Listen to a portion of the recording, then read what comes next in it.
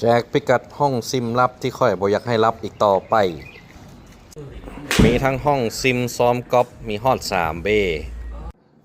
ส้มแปลงไม้ก๊อปคนตีคือคนแปลงคือคนเดียวกันเลยเว้ยขายไม้ก๊อปอะไรกิบก้านมีครบสอนตีก๊อปด้วยโปรมืออาชีพในห้องส่วนโตวด้วยเครื่อง Launch Monitor Trackman และ Foresight เกือบลืมว่าเรามีฟิตติ้งพร้อมได้สุดเหล็กนี่มีให้ลองการหลากหลาย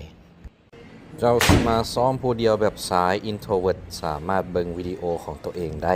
เบิ่งระยะเฟดดอซ้ายขวา หรือสิพากันมาจุ่มตีกอล์ฟกินเงินกันก็ได้บ่แดดฮ้อนอยู่นี่นะ แอร์เย็นนะราคาซ้อมกอล์ฟเริ่มต้นมีแต่ 250,000 กีบ อยู่เวียงจันทน์มีไผให้หลายกว่านี้บ่